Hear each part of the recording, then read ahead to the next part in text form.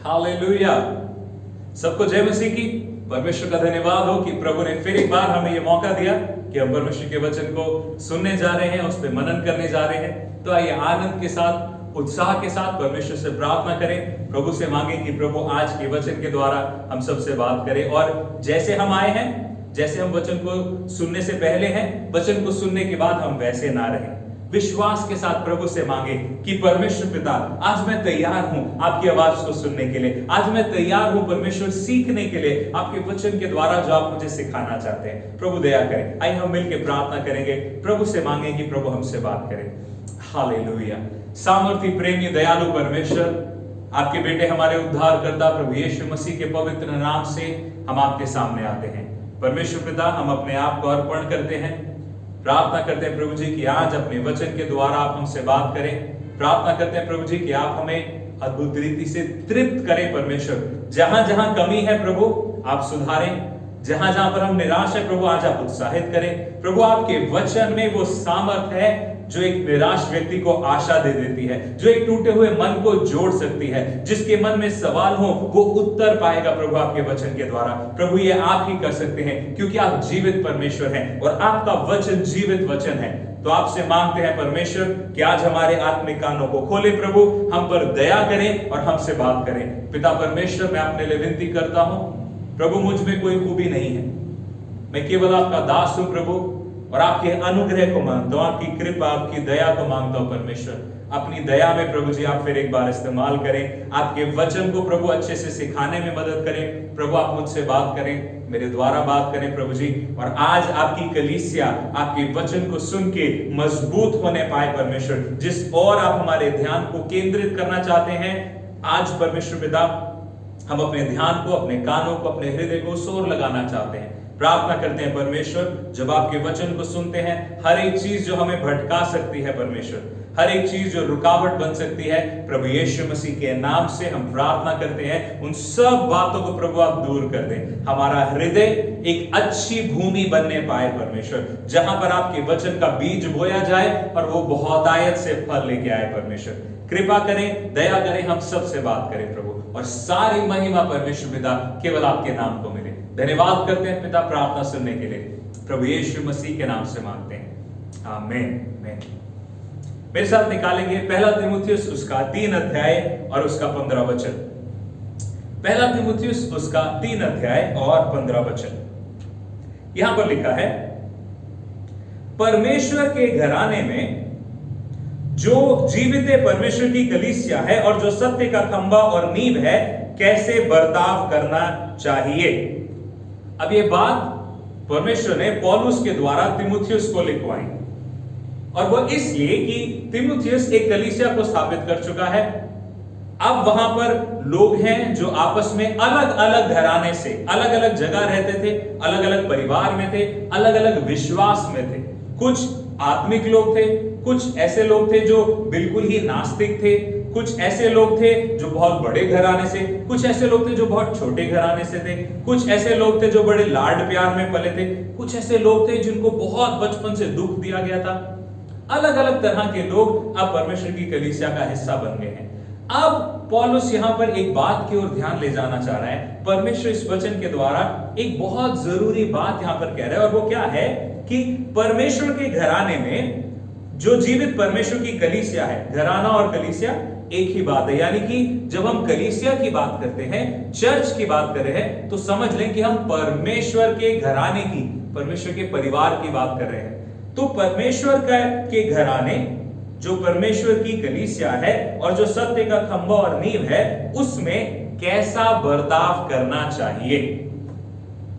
यहां पर प्रभु हमारे ध्यान को लेके जाना चाह रहा है उस तरफ कि हम कलीसिया में जब आते हैं, अलग अलग जगह से, अलग अलग समय में, अलग अलग उम्र में, अलग अलग घरानों से, अलग अलग पृष्ठभूमि से, अलग अलग बैकग्राउंड से, अलग अलग विश्वास से, किसी भी रीति से जब हम चर्च में आते हैं, और क्या कहा गया है कलीसिया को?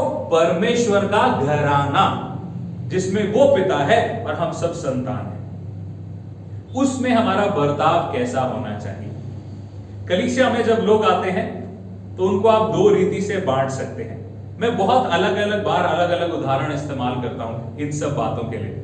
मैंने इससे पहले एक बार ही प्रचार किया था कि चेलों और भीड़ में क्या अंतर है। ये भी उसके जैसा ही है, पर थोड़ा सा और गहराई में चला गया। चेले सिर्फ शिक्षा की बात होती है ना, कि वो क्या सीख रहे हैं। यहां पर हम बात कर रहे हैं चरित्र की, कि मेरा मन अंदर से कैसा है। और वो कई बार हमें पता नहीं लगता। हमें लगता है कि जो हम उम्मीद कर रहे हैं वो सही है, या फिर जो हम बात सोच रहे हैं, जो मैं करना चाह रहा हूं, शायद वो गलत है। उसका कारण ये होता है कि हम समझ नहीं पाते कि जिस चीज का हम हिस्सा हैं, ये कलीसिया, ये चर्च है, ये घराना है, एक परिवार है। सब लोग कहें परिवार, एक बार फिर से कहें परिवार। आज हम उसी परिवार की बात कर रहे हैं। कलीसिया के अंदर दो तरह के लोग आएंगे, दो तरह के लोग होते हैं। एक है मेहमान और दूसरा है संतान। आज हम दोनों में अंतर देखेंगे और यह देखेंगे कि प्रभु ने, जिनको प्रभु ने कलीसिया में बुलाया है, वो कौन है। देखिए यूहन्ना 1:12 क्या कहता है? जितनों ने उसे ग्रहण किया, उसने परमेश्वर की संतान होने का अधिकार दिया। परमेश्वर वचन में कई बार हमें बार बार संतान, भाई बहन, प्रभु का घराना, परमेश्वर का घराना, ये करके बताता है।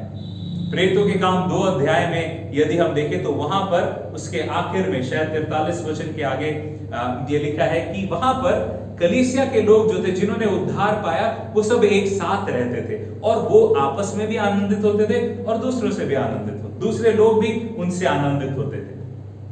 पर कई बार अभी कलीसिया में हमें थोड़ी सी चुभन और थोड़ी सी रुकावट हो जाती है। उसका कारण क्या है? जब मैं ये इस बारे में सोचता हूं कि कलीसिया को हम कैसे समझ सकते हैं, तो परिवार से बढ़कर कोई और सही दृष्टांत नहीं होगा उसके लिए। प्रभु यीशु मसीह ने कई बार वचन में हमसे बात करी, अलग अलग लोगों के द्वारा परमेश्वर ने हमें बताया कि एक देह है जिसमें अलग अलग अंग हैं, है ना। और कई बारी एक अंग की वजह से दूसरे अंग को चोट लग जाती है। अगर आपको ये नहीं, कभी आपके साथ ऐसा हुआ है, तो कभी आप जल्दबाजी में कहीं पे कील ठोक रहे हो या हथौड़ी से कभी काम कर रहे हो, तो आपको यह अनुभव हो जाएगा कि कभी कभी एक हाथ की वजह से दूसरे हाथ को चोट लग जाती है, पर वो दोनों एक दूसरे से अलग नहीं हो जाते। क्यों? क्योंकि संतान है, क्योंकि रिश्ता है, क्योंकि एक देह के अंग है। हालेलुया। कलीसिया में भी हम संतान है या मेहमान है, क्या अंतर होता है? कई बारी हमारा बर्ताव मेहमान जैसा हो सकता है, कई बारी हम भूल जाते हैं कि हम संतान हैं। तो आइए हम जल्दी से देखते हैं इन दोनों में क्या अंतर है और हम कहां हैं। पहली चीज, मेहमान जो हैं वो कुछ समय के लिए आते हैं, पर संतान हमेशा के लिए रहती है। परिवार के अंदर हम सबके घर में मेहमान आए हैं, हम सबके घर में गेस्ट आए हैं, पर वो कुछ देर के लिए आएंगे, रुकेंगे और चले जाएंगे। पर संतान जिसके घर में पैदा होती है, कभी भी जब मेहमान आता है, कभी मेहमान के आने पे बड़ी पार्टी की जाती है, कभी मेहमान के आने पे बड़े बड़े लोगों को इनवाइट किया, अरे देखो देखो हमारे घर में गेस्ट आए, नहीं करते ना, क्योंकि हमें पता है वो आए हैं, थोड़ी देर रहेंगे और फिर चले जाएंगे। पर जब संतान पैदा होती है, दूर दूर से जो सब रिश्तेदार हैं, नजदीक के दूर के सब लोग मुबारकबाद देंगे, लोग आएंगे, फिर हम बड़ा जश्न करते हैं। क्यों? क्योंकि ये संतान प्रभु ने हमें एक तोहफे के तौर पे दी है और अब ये हमारे घराने का हिस्सा है। परमेश्वर ने जिनको भी बुलाया है, जितने भी लोग चर्च में हैं, परमेश्वर ने किसी को भी मेहमान बनने के लिए नहीं बुलाया है। परमेश्वर ने सबको संतान बनने के लिए बुलाया और संतान हमेशा रहती है। परमेश्वर ने, प्रभु यीशु मसीह ने कहा, जितनों ने उसे ग्रहण किया उसने परमेश्वर की संतान होने का अधिकार दिया। यूहन्ना उसका 6 अध्याय उसका 37 वचन कहता है, प्रभु यीशु मसीह ने कहा कि जो कोई मेरे पास आता है मैं उसे फेर नहीं दूंगा। प्रभु कभी भी फेरेगा नहीं किसी को भी, तो कोई भी आ सकता है, पर आके हमें बनना क्या है? मेहमान की तरह थोड़ी देर के लिए आए और फिर चले जाएं। कई लोग आते हैं चर्च में ऐसे, मेहमान की तरह आए, देखा, मिले और फिर चले गए। और वो कब जाते हैं? ज्यादातर मेहमान किसी मकसद से आए, उनका मकसद खत्म हुआ और वो चले गए। पर संतान सुख दुख हर बात के लिए हमारे पास, हमारे परिवार का एक हिस्सा बन जाती है। और कब तक? जब तक जीवन है, या तो मेरा या तो मेरी संतान का। वो रिश्ता है परमेश्वर के द्वारा स्थापित किया गया। अब परमेश्वर ने कलीसिया में जितने लोगों को बुलाया है, प्रभु ने सबको संतान करके बुलाया है। तो कई बार हम अपने आप को, अगर हम चर्च में आए किसी विषय के लिए, देखिए सब अलग अलग कारण से कलीसिया में आते हैं। कुछ लोग ऐसे हैं कि मसीह परिवार में पैदा हुए, आपके माता पिता ने अपने पापों से मन फिराया था, उनको किसी ने सुसमाचार सुनाया, उन्हें बताया कि आपके पापों की सजा प्रभु यीशु मसीह ने अपने ऊपर ले ली, आप और मैं उद्धार पा सकते हैं, तो विश्वास किया। और अब विश्वासियों के घर में जो संतान पैदा होती है, उसके लिए सौभाग्य है कि वो परमेश्वर के वचन को सुनती है और फिर उसमें बुनियाद पकड़ती है। और फिर एक समय आता है जब वो बेटा या बेटी अपने लिए निर्णय लेते हैं प्रभु यीशु मसीह के नाम से बपतिस्मा लेने का और प्रभु के पीछे चलने का। तो कुछ लोग कलीसिया का हिस्सा मसीह परिवार में पैदा होने की वजह से, कुछ लोग ऐसे हैं जो बहुत बीमार थे, चंगाई नहीं मिल रही थी, कहीं ठीक नहीं हो रहे थे, इलाज नहीं हो रहा था, तो प्रभु ने अद्भुत रीति से चंगा किया। कुछ लोग बहुत निराश थे, और बहुत सारे लोग ऐसे हैं, बहुत सारे लोग निराश होके परमेश्वर के पास आते हैं, क्योंकि जब इंसान निराश होता है, किसी मुसीबत में हताश हो जाता है, फिर वो सब जगह हाथ पैर मारता है और वही सब जगह कोशिश करते करते वो चर्च में भी आता है और फिर परमेश्वर उसको छू के उत्तर दे देता है। तो उस रीति से भी कई लोग आते हैं। कई लोग, किसी यार दोस्त ने बोल दिया कि आओ चलें, मैं संडे को चर्च जाता हूं, तू भी चल, तो वो भी आ गए। पर यदि वो आकर प्रभु यीशु मसीह को समझ नहीं पाए और चर्च को सही रीति से समझ नहीं पाए, तो उसका कारण ही ये है कि उनको शायद ये बताया नहीं गया कि आपको परमेश्वर ने संतान बनने के लिए बुलाया है, मेहमान बनने के लिए नहीं। परमेश्वर चाहता है कि आप उसकी संतान बने, वो बुलाता ही संतान बनाने के लिए है। हालेलुया। तो कई बार जब हम चर्च में आते हैं, अगर आप चर्च में आए, आपको जो चाहिए था वो मिला, आपका मकसद पूरा हुआ, आप वापस चले गए, तो आप संतान नहीं हैं, आप मेहमान हैं। और ऐसा नहीं कि ऐसे लोग नहीं होंगे, हमेशा रहेंगे, जब तक कलीसिया रहेगी लोग रहेंगे। पर मेहमान जो है, उनके साथ क्या होता है, उनके क्या फायदे और नुकसान है, वो भी हम आगे देखेंगे। तो पहली चीज कि जो मेहमान है वो थोड़ी देर के लिए रहता है, पर संतान हमेशा के लिए है। अब थोड़ा और गहरे में चलते हैं। मेहमान भोजन का आनंद उठाते हैं और संतान भोजन बनाती और परोसती है। यह एक बहुत गहरा सिद्धांत है आपके और मेरे समझने के लिए। मेहमान जो है वो खाना इंजॉय करने के लिए आते हैं, आनंद लेने के लिए आते हैं। जब मेहमान हमारे घर में आता है, हमने किसी को डिनर पे बुलाया, तो वो आएगा, उसके लिए हम अच्छा अच्छा खाना परोसेंगे। मेहमान आएगा, वो खाना खाएगा, अपना बर्तन वहीं छोड़ेगा, संतान वो बर्तन लेकर जाएगी। सोच के देखिए, जब आप कलीसिया में आए, कलीसिया में हम जब हैं, तो हमारा बर्ताव कैसा होता है, हम कैसा सोचते हैं, हम कैसा, हमारे काम कैसे होते हैं। देखिए, कुछ लोग कलीसिया में हैं, उनको कलीसिया से कुछ चाहिए नहीं, वो कलीसिया को देने के लिए आए हैं। क्या देने के लिए? पैसे की बात नहीं हो रही है, धन की बात नहीं हो रही है, वो अपनी सेवा देने के लिए आए हैं। देखिए प्रभु यीशु मसीह ने क्या कहा, किस तरह से लोगों को बुलाया। यूहन्ना उसका 6 अध्याय उसके 38 वचन में प्रभु यीशु मसीह ने कहा कि मैं यहां पर इसलिए आया कि अपने पिता की मर्जी को पूरा करूं। और पिता की मर्जी क्या थी? कि प्रभु यीशु मसीह इस दुनिया में आके आपके और मेरे लिए अपनी जान को दे दे और उस सलीब पे कुर्बान हो। उद्धार किसको मिला? वो सलीब की सजा किसने उठाई और उसका आनंद किसने उठाया? उसका फल किसको मिला? उसकी आशीषें बरकतें किसको मिली? क्या यीशु मसीह को कुछ फायदा मिला? नहीं, प्रभु यीशु मसीह ने अपनी जान दे दी, कोड़े खाए, दुख उठाया, किसके लिए? आपके और मेरे लिए। और अब परमेश्वर हमें वो संतान बनाता है कि हम यीशु मसीह के पीछे चलते हैं, तो हमारा चाल चलन कैसा होना चाहिए। मरकुस उसका 10 अध्याय 45 वचन, जो कोई भी, प्रभु यीशु मसीह ने क्या कहा कि वो किस लिए इस दुनिया में आए? सेवा करवाने के लिए नहीं, सेवा करने के लिए, और अपनी जान को सबकी छुड़ौती के लिए देने के लिए आए। प्रभु यीशु मसीह ने कहा कि जो पहला होना चाहता है, जो आगे होना चाहता है, वो सबका सेवक बन जाए। यही फर्क है मेहमान और संतान में। कई लोगों को आप चर्च में देखें, वो आएंगे, कुर्सी ढूंढेंगे और उस पर बैठ जाएंगे,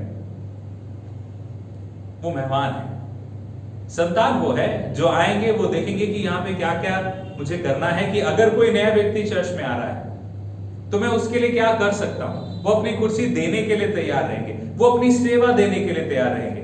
कई लोग हैं ऐसे चर्च में जिनको मैं कभी भी कह सकता हूं कि ये काम करना है और वो आएंगे और वो करेंगे।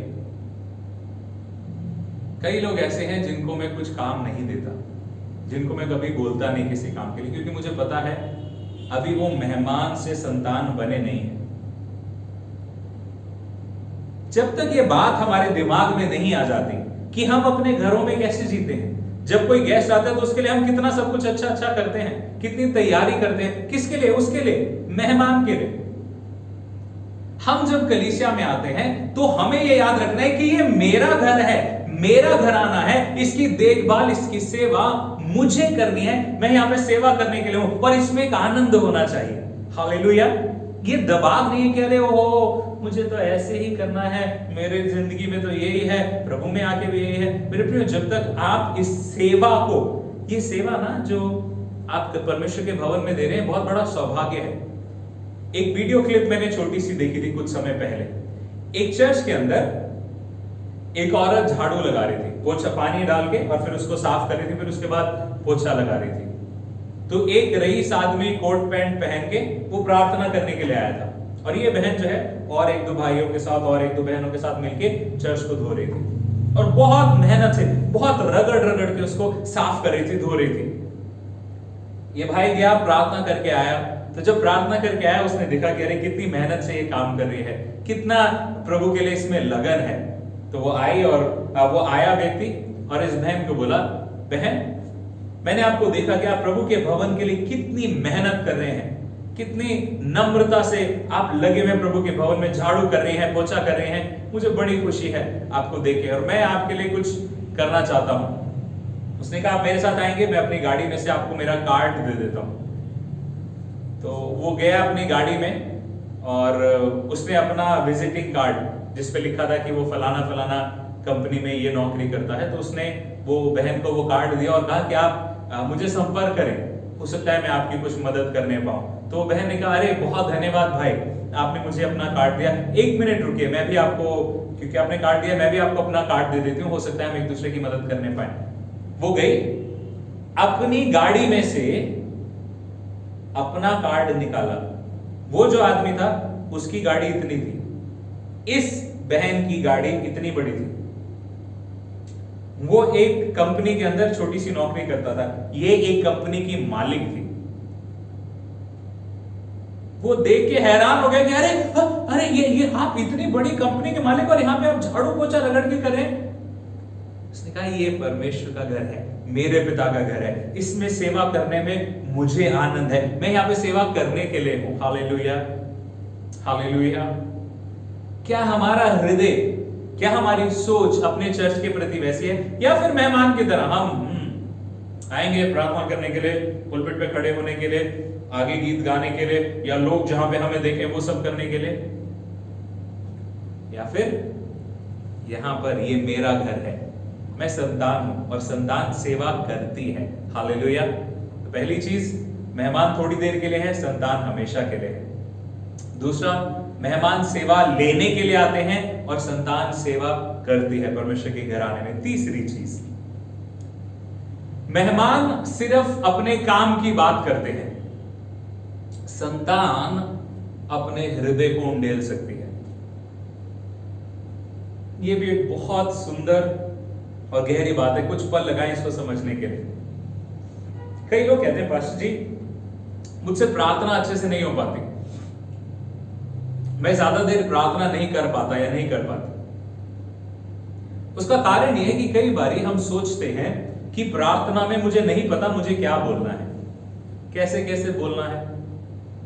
मेहमान जब आते हैं, मेहमानों को कितनी देर बात करनी होती है, आएंगे वो कोई भी टॉपिक इधर उधर की बात कर लेंगे, पर फिर वो आएंगे जिस मकसद से वो आए थे, जो उनका मेन कारण था, जो मेन मकसद था, अपने एजेंडा को पूरा करेंगे। जब भी किसी के घर जाते हैं, किसी न किसी मकसद से ही तो जाते हैं, या कोई मेहमान आता है वो किसी न किसी मकसद से आता है। वो आता है, अपनी बात पूरी करता है, बोलता है और चला जाता है। पर संतान क्या करती है? परमेश्वर के राज्य, प्रभु के घराने में प्रभु ने यह अधिकार दिया। प्रभु ने कहा कि तू मुझे पुकार और मैं तेरी सुनूंगा। यिर्मयाह उसका 33 अध्याय 3 वचन। तू मुझे पुकार और मैं तेरी सुनूंगा और तुझे गहरी गहरी और कठिन बातें बताऊंगा जिन्हें तू नहीं जानता। ये यिर्मयाह को प्रभु ने कहा। यिर्मयाह को प्रभु कह रहे तू मुझे पुकार, मैं तेरी सुनूंगा। और यिर्मयाह की जिंदगी में अगर आप देखें तो बहुत दुख थे, बहुत तकलीफें थी। यिर्मयाह को रोने वाला भविष्यवक्ता कहा गया, वीपिंग प्रॉफिट, क्योंकि वो बहुत निराश होता था, बहुत दुखी होता था, बहुत आंसू बहाए हैं यिर्मयाह ने। जब एक संतान बात करती है तो संतान को अपनी बात को छान के, तोल के, निखार के बताने की जरूरत नहीं होती। मैं किसी के घर में अगर मेहमान की तरह जा रहा हूं तो मैं देखता हूं कि मैं कैसे बैठ रहा हूं, मैं कैसे शब्द बोल रहा हूं, क्या बोल रहा हूं, क्या नहीं बोल रहा हूं। पर एक संतान को वो सब सोचने की जरूरत नहीं है। अगर आप दाऊद की जिंदगी को देखें तो कुछ चीजें देखें कि दाऊद ने क्या क्या बोला, क्योंकि संतान को प्रभु ने अधिकार दिया है कि जब वो प्रभु के पास आ रहा है तो ये समय है कि वो अपना पूरा मन उंडेल के रख सकता है। आपको और मुझे ये सौभाग्य दिया है, वो जो संतान है, कि आपको सिर्फ काम की बात नहीं करनी है, प्रभु से आपको सिर्फ फायदे नुकसान की बात नहीं करनी, आपको आके आप उससे कुछ भी बोले वो आपकी सुनेगा। इसीलिए तो जब लोग मुझे कहते हैं पास्टर जी आप हमें प्रार्थना करना सिखाइए, तो मैं कहता हूं अगर आपको बोलना आता है तो आपको प्रार्थना आती है। प्रभु को आपके शब्दों से कोई मतलब नहीं है। अगर शब्दों से मतलब होता तो वो लोग जो मूक हैं, गूंगे हैं, क्या वो प्रार्थना नहीं कर सकते? प्रभु को शब्दों से मतलब नहीं है। या फिर एक छोटा बच्चा जिसको बड़े बड़े शब्द नहीं आते, क्या प्रभु उसकी प्रार्थना को नहीं ग्रहण करता, सुनता? जरूर करता है, जरूर सुनता है। देखिए दाऊद की जिंदगी में दाऊद ने कैसे इस बात को दिखाया कि एक परमेश्वर की संतान क्या क्या, कैसे कैसे प्रभु से बात कर सकती है, सिर्फ मकसद की नहीं। और मैं ये नहीं कह रहा कि आपको अगर काम है, जॉब के लिए प्रार्थना नहीं करें, शादी के लिए प्रार्थना नहीं करें, कोई समस्या आ गई उसके लिए प्रार्थना नहीं करें, नहीं करें, बिल्कुल करें, वो भी हिस्सा है। पर अगर आप सिर्फ प्रभु से बात ही तब कर रहे हैं जब आपको कुछ काम है, जब आपको कुछ चाहिए, जब आप मुसीबत में हैं, तो आप संतान नहीं, मेहमान हैं। क्योंकि संतान तो पूरा हृदय खोल के परमेश्वर के सामने रख सकती है, ये जानते हुए कि वो मेरा पिता है, मेरी सुनेगा और मुझे उत्तर देगा। दाऊद ने भजन संहिता 6 में अगर आप देखें तो भजन संहिता 6 में दाऊद प्रभु से कह रहा है प्रभु तू मुझे माफ कर और मुझे अपनी शरण में ले ले। भजन संहिता 10 अध्याय उसके 1 वचन में दाऊद गुस्से में कह रहा है प्रभु कब तक ये होता रहेगा, कब तक ऐसे होता रहेगा, ये लोग आशीष पाते रहेंगे, ये लोग जो बुरा कर रहे हैं ये मजे करते रहेंगे, और कब तक हम दुख उठाते रहेंगे, कब तक? प्रभु परमेश्वर की उपस्थिति में गुस्सा कर रहा है। कर सकता है ना, क्यों? क्योंकि संतान है, और संतान तो अपना पूरा हृदय खाली कर सकती है। भजन संहिता 18 के 1 में वो प्रभु से प्यार करे, प्रभु तू तो इतना भला है, प्रभु तू ऐसा है, तू है, और इतने अलग अलग इतने सारे शब्द दाऊद ने भजन संहिता 18 में प्रभु के लिए तारीफ में, बस वो प्रभु के प्रेम में आप उंडल रहे, और कुछ मांग नहीं रहा है। वो प्रभु से कह नहीं रहा प्रभु ये दे दे वो दे दे, नहीं, वो प्रभु को, प्रभु आज मैं सिर्फ आपको प्यार करना चाहता हूं, आज मैं सिर्फ आपको कुछ कहना चाहता हूं दिल से कि प्रभु तू कितना भला है, तू कितना प्रेमी है, तू विश्वास योग्य है। और वो सिर्फ शब्द रिपीट नहीं कर रहा है। कई लोग जब प्रार्थना करते हैं तो वो शब्दों को पर्यायवाची ढूंढते हैं, तू ऐसा है, तू ऐसा है, तू ऐसा है, तू ऐसा है, तू ऐसा है, तू ऐसा है, तू ऐसा है, और फिर उसी को दोहराते हैं। वो नहीं, उसमें प्रभु को कोई आनंद नहीं है। सोचिए ना कि अगर आपकी वाइफ आपको बोले I love you, I love you, I love you, I love you, I love you, I love you, I love you, तो पहले 1-2 बार या पहली बार जब आप सुनेंगे अच्छा लगेगा, पर आप कहेंगे कि okay why do you love me, क्यों मुझे प्यार करती है? तो फिर जब वो बताएगी कि हाँ ठीक है आपने ऐसा किया था मेरे लिए, उसके लिए मैं ये कहती हूँ कि आप ऐसे हो, फिर आपने वो किया तो उसके लिए ऐसा, आप ऐसे हो, इस वजह से मैं ये सब बोल रही हूँ। परमेश्वर चाहता है कि आपकी जिंदगी में जो प्रभु ने किया उससे व्यक्तिगत बात करें, और ये कोई मेहमान नहीं कर सकता। मेहमान सिर्फ अपने फायदे की बात करेगा, क्योंकि मेहमान का रिश्ता ही उतना है, लेन देन, क्या मिलेगा क्या जाएगा, क्या मिलेगा क्या जाएगा। पर संतान तो कुछ भी बातें कर सकती है। और दाऊद भजन संहिता 18 में प्रभु को बस प्रेम कर रहा है, प्रभु को धन्यवाद कर रहा है। उसके बाद भजन संहिता 22 में अब वो डरा हुआ है, दाऊद दुख में है, दर्द में है, वो अपने दुख और दर्द में भी प्रभु को पुकार रहा है। भजन संहिता 27 में दाऊद पूरे कॉन्फिडेंस में है, पूरे भरोसे में है, पूरे साहस में है, तब भी प्रभु का नाम ले रहा है। भजन संहिता 30 उसके 1 वचन में दाऊद धन्यवाद कर रहा है, प्रभु की आराधना कर रहा है। हालेलुया।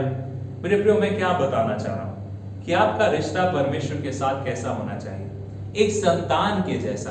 क्या आप प्रभु से जब प्रार्थना कर रहे हैं, बात कर रहे हैं, वचन को पढ़ रहे हैं, सिर्फ इसलिए नहीं कि मुझे इसमें से क्या फायदा मिलेगा, नहीं, जब भी आप वचन सुन रहे हैं पूरा वचन सुने, उसको पूरी रीति से ग्रहण करें और पूरी रीति से लागू करें। जब आप प्रभु के सामने आते हैं, कई बार हमें लगता है मैं गुस्सा हूं, मैं आज प्रभु ने जवाब नहीं दिया मेरी प्रार्थना का, आज ऐसा हो गया मेरे साथ, मैं प्रभु से बात नहीं करूंगा। ये बात भी प्रभु की उपस्थिति में बैठ के बोले कि प्रभु मैं बात नहीं करूंगा।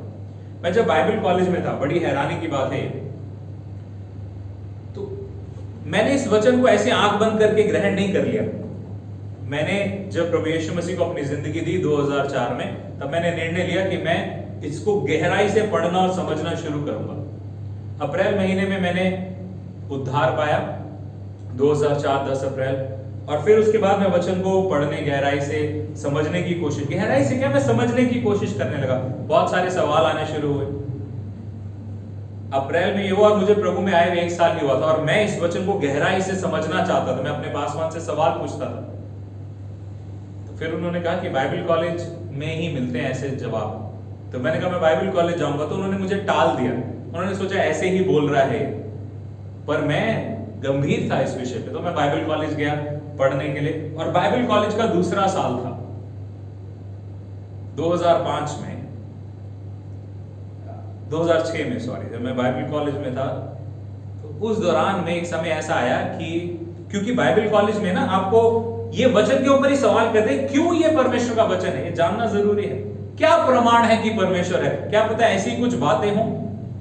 तो हम वो शिक्षा ले रहे थे, और हमारे टीचर्स ने इतने सवाल खड़े कर दिए थे कि मैं भी सोचने लग गया, अरे कहीं सच में ही क्या पता परमेश्वर ना हो, ऐसा कई लोग सोचते भी तो है ना। और फिर मैं कुछ प्रार्थना भी कर रहा था, प्रभु से कुछ मांग रहा था, वो भी नहीं मिल रहा था। तो मैंने कहा यार प्रभु है ही नहीं फिर, क्योंकि सवाल ऐसे चल रहे थे, जवाब अभी मिला नहीं था। तो मैंने कहा शायद प्रभु नहीं है। उस दौरान में मैंने अपनी बाइबल में डेट लिख रखी आज की, मैं दोपहर को अपने बेड पे लेटा हुआ प्रार्थना कर रहा था। प्रार्थना कर रहा हूं मैं, परमेश्वर मुझे विश्वास नहीं है कि तू है, तू मेरी मदद कर कि मैं विश्वास कर सकूं कि तू है। मतलब मैं प्रभु को कह रहा हूं, प्रभु तू मुझे लगता नहीं कि तू है, पर मैं तेरे से बात कर रहा हूं, मुझे पता है मैं तेरे से बात कर सकता हूं। मुझे कुछ तो है जो मेरे अंदर कह रहा है कि प्रभु तो है, पर मुझे शायद समझ में नहीं आ रहा है। तो मैं उसको कह रहा हूं, प्रभु तू मेरी मदद कर कि मैं ये विश्वास करने पाऊं कि तू है। ऐसे सवाल भी हम परमेश्वर से कर सकते हैं। दाऊद को जब गुस्सा आया तो उसने अपना क्रोध भी परमेश्वर की उपस्थिति में दिखाया, क्योंकि संतान को अपने पिता के साथ नाटक करने की जरूरत नहीं है। जो मन में है आप कह सकते हो परमेश्वर को। हालेलुया। ये समझे कि परमेश्वर के साथ आपका रिश्ता मेहमान का है या संतान का है, वो आपकी बातचीत से भी पता लगता है। कि अगर सिर्फ फायदे और नुकसान की बात हो रही है तो शायद अभी आप मेहमान की कैटेगरी में हैं। चौथी चीज, अब ये थोड़ा सा परेशान करेगी, पर इसको ध्यान से समझना।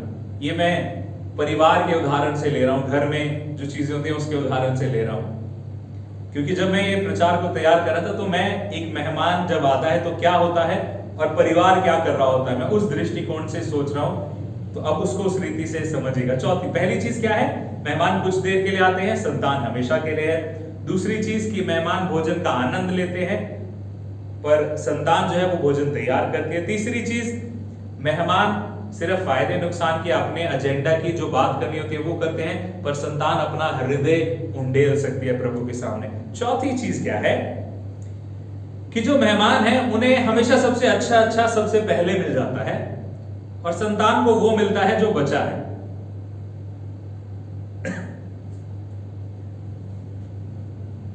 कई बार जब घर पे मेहमान आते हैं तो बहुत अच्छी अच्छी चीजें बनती हैं।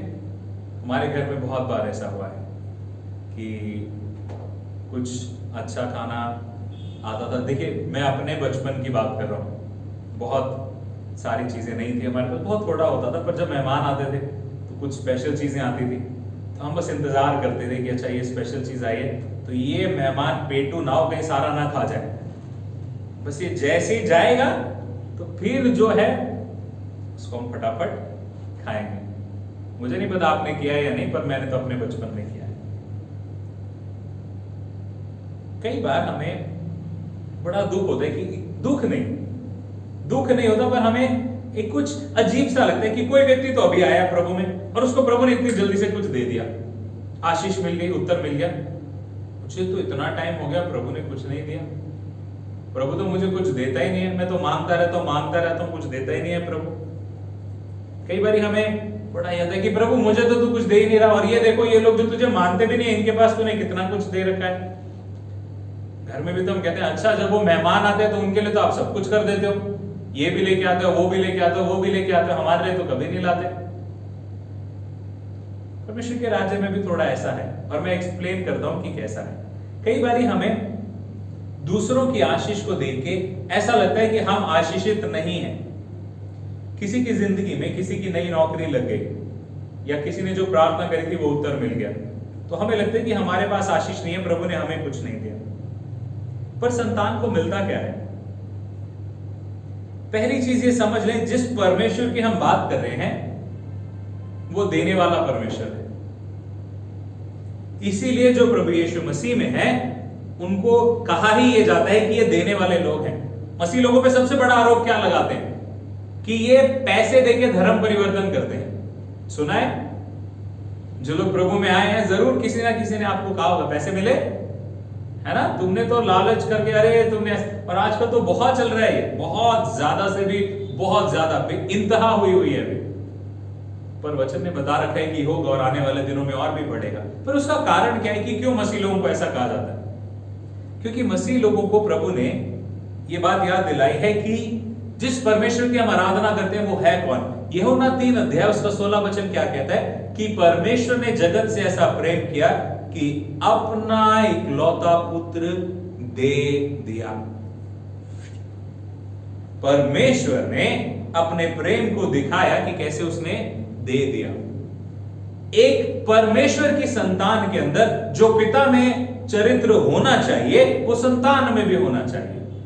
बुरी बातों के लिए नहीं, पर अच्छी बातों के लिए। और परमेश्वर में तो कुछ बुरा है नहीं, तो यदि हम उसके पीछे चलते हैं और वो तो परफेक्ट है, वो श्रेष्ठ है, तो उसके जैसे गुण हम में होने चाहिए।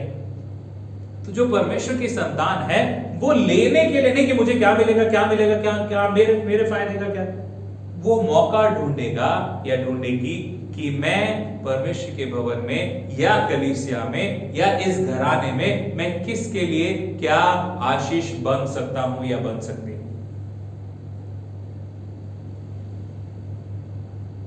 जब कोई मेहमान आता है तो उनको उस समय के लिए जो जरूरी होता है वो मिलता है। अगर वो डिनर पे आए हैं तो उनको डिनर मिलेगा, अगर वो लंच के टाइम पे आए हैं, दोपहर के खाने के समय पे आए हैं तो वो मिलेगा। पर संतान के लिए जो कुछ भी है, बाकी जो कुछ भी है वो सब संतान के लिए है।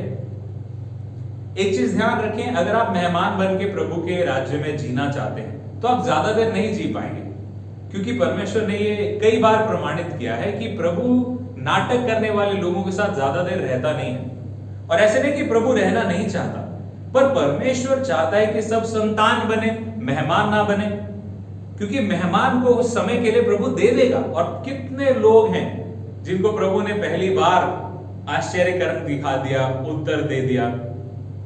कई लोग तो ऐसे थे जिनके बच्चे बोल नहीं सकते थे, गूंगे थे, जुबान बंद थी, कितने समय तक प्रार्थना हुई और बोलने लग गए, पर वो गायब हो गए। फिर उसके बाद वो प्रभु के पास आए, प्रभु ये कर दे, प्रभु वो कर दे, वो कर दे, तो फिर वो नहीं होगा। जब तक वो सही रीति से प्रभु को नहीं समझ ले तब तक वो उनको उस रीति से जो प्रभु देना चाहते हैं वो नहीं मिलेगा, क्योंकि मेहमानों को उस समय के लिए जो आवश्यक है वो आप देंगे। पर अगर आप सोच के देखिए, अगर एक मेहमान है जो सिर्फ खाने के टाइम पे आ रहा है, उसको ठीक पता है कि आपके घर में 1 बजे लंच होता है, और वो ठीक 12:45 या 1 बजने में 5 मिनट या 1:05 में पहुंच जाता है। एक बार अरे आप आए खाने के टाइम पे, चलिए खाना खाए, उसके बाद फिर दूसरी बार भी आप कर देंगे। पर जब वो बार बार यही करने लगेगा तो कटने लगते हैं ना। पर संतान क्या है, हम मारे पीटे डांटे जो मर्जी करे पर उसको खिलाते हैं। मैं देखता हूँ ऋतु मैम मेरी वाइफ बच्चों को कैसे खिलाते हैं? दोनों के पीछे पीछे घूम घूम के, बैठ जा नहीं तो तेरी पिटाई होगी, खा ले। अरे बेटा खा ले, किसी भी रीति से बस वो खा ले। तंदुरुस्ती का ख्याल रखा जाता है संतान की। मुझे मेहमान की तंदुरुस्ती का ख्याल नहीं रखना। तो ये याद रखें कि जब हम कलीसिया में, तो कई बार हमें लगता है कि मेहमान को ज्यादा अच्छा दिया जा रहा है। हमें तो रोज दाल चावल मिलता है, मेहमान के लिए तो बिरयानी भी बन गई है या दाल मखनी बन गई है। हमें तो सिंपल दाल मिलती है, कोई बात नहीं, घबराए नहीं। संतान की सेहत का ख्याल परमेश्वर रखेगा। मेहमान को तो वो थोड़ी देर के लिए प्रभु दे देता है। मेहमान को उस समय के लिए जो जरूरी होता है वो अच्छा मिल जाता है, पर सारा कुछ जो है वो संतान का है। और इसी के साथ एक आखिरी चीज मैं बोल के खत्म करूंगा कि क्या है, मेहमान कभी भी विरासत नहीं पाते। विरासत क्या होता है? जो मेरा है वो मेरे बेटे को मिलेगा, जो कुछ भी है वो मेरे बेटे का ऑलरेडी अधिकार है, उसका हक है, बिना उसके कहे करे कुछ, वो उसका हक रहेगा। मेहमान चाहे कितनी भी बार घर में आ जाए, उसको कभी हक नहीं मिलेगा। हम बात करें 1 तीमुथियुस 3:15 में कि परमेश्वर के घराने में हमें कैसा बर्ताव करना चाहिए, तो आप ये समझ लें कि हमारी विरासत क्या है। प्रभु ने क्या विरासत हमारे लिए दे रखी है? वो विरासत है परमेश्वर का स्वर्ग राज, अनंत जीवन।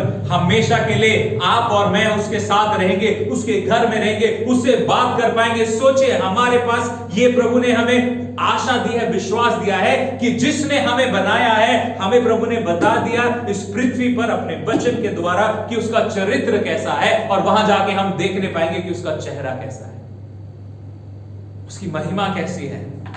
ये हमारी विरासत है। ये उनको मेहमानों को कभी नहीं मिलेगी। कितने लोग हैं जो प्रभु के पास आके प्रभु से आशीषें पाके चले जाएंगे, और हो सकता है कई लोगों को बताएं भी कि हाँ देखो जी, आपको जवाब कहीं नहीं मिल रहा, आप चर्च में जाओगे ना तो चर्च में प्रार्थना होगी, आपके लिए ऐसा हो जाएगा। पर वो व्यक्ति ने खुद अपनी जिंदगी प्रभु को नहीं दी, प्रभु की संतान नहीं बना। परमेश्वर तो गोद लेने के लिए तैयार है, वो तो चाहता है संतान बनाना, और वो जिसको संतान बनाता है, पर उसके लिए नियम सारे यही है कि वो संतान को तराशता है, उसको तैयार करता है, उसको बनाता है योग्य, क्योंकि जैसा वो है वैसा ही वो हमें भी बनाना चाहता है। इफिसियों उसका 1:11-14 हम पढ़ेंगे और इसके साथ हम खत्म करेंगे। इफिसियों उसका 1:11-14 तक। उसी में जिसमें हम भी उसी की मनसा से, जो अपनी इच्छा के मत के अनुसार सब कुछ करता है, पहले से ठहराए जाकर मीरास बने हैं, कि हम जिन्होंने पहले से मसीह पर आशा रखी थी उसकी महिमा की स्तुति का कारण हो। और इसी में तुम पर भी, जब तुमने सत्य का वचन सुना, जो तुम्हारे उद्धार का सुसमाचार है, और जिस पर तुमने विश्वास किया, प्रतिज्ञा किए हुए पवित्र आत्मा की छाप लगी है। हमारे उद्धार पर किसकी छाप लगी है, किसकी गारंटी है?